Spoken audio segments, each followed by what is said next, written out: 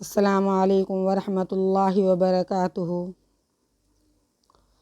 وعن سلمہ رضی اللہ تعالی عنہ قالت رأى النبی صلی اللہ علیہ وسلم غلاما لنا يقال له أفلح إذا سجد نفخ فقال یا أفلح قرب وجهك۔ حضرت سلمہ رضی اللہ تعالی عنہما نے بیان فرمایا کہ ہمارا ایک غلام تھا جسے افلحہ کہتے تھے۔ ایک مرتبہ حضور اقدس صلی اللہ علیہ وسلم نے اسے نماز پڑھتے ہوئے دیکھا۔ وہ سجدے میں جاتا تو غبار صاف کرنے کے لیے سجدے کی جگہ پھونک مار دیتا تھا۔ یہ دیکھ کر حضرت صلی اللہ علیہ وسلم نے فرمایا، اے افلاح، اپنے چہرے کو مٹی میں ملاؤ۔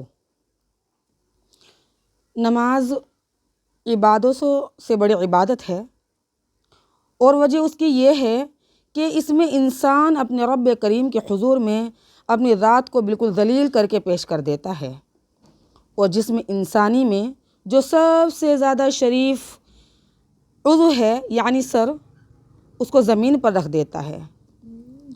نماز اظہار عبودیت کے لیے ہے، اور نماز سراپا بندگی ہی بندگی ہے۔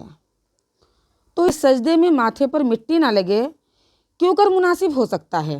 جب سر مٹی پر رکھنا ہی ٹھہرا تو خاک، دھول اور گرد و غبار صاف کرنا بے معنی ہے۔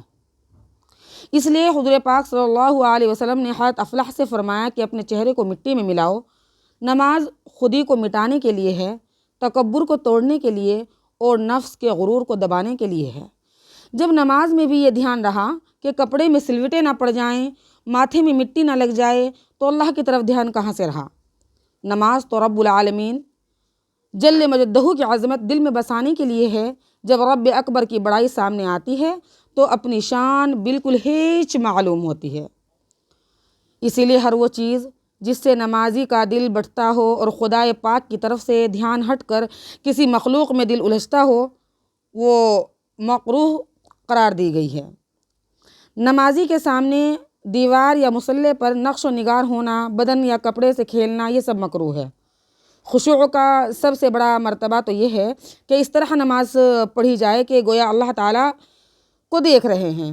کیفیت حاصل نہ ہو سکے، اگر یہ کیفیت حاصل نہ ہو سکے تو یہ خیال کرتے ہوئے نماز پڑھیں کہ اللہ تعالیٰ ہم کو دیکھ رہا ہے۔ خوب دھیان کرنے اور بار بار اسی طرف توجہ لگانے سے یہ بات حاصل ہو جاتی ہے۔ خشوع بہت بڑی چیز ہے۔ قرآن شریف میں فرمایا گیا ہے، قد افلح المؤمنون الذین هم فی صلاتهم خاشعون۔ وہ ایمان والے کامیاب ہو گئے جو اپنی نمازوں میں خشوع کرنے والے ہیں۔ نماز میں دامن ٹھیک کرنا، مصلی کے دروازے اور منارے پر شمار کرنا، زمین پر گری ہوئی کنکریاں ہاتھ میں لینا، یہ سب مکروہ ہے، کیونکہ اس سے خشوع میں فرق آتا ہے۔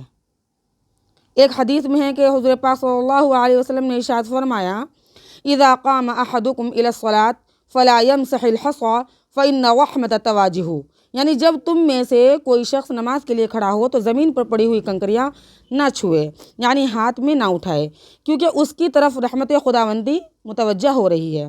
رحمت کی طرف سے توجہ ہٹا کر کسی دوسرے کام میں لگنا یہ بہت بڑی نادانی ہے۔ اللہ تبارک و تعالی ہمیں خشوع اور خضوع کے ساتھ نماز پڑھنے کی توفیق عطا فرمائے۔ السلام۔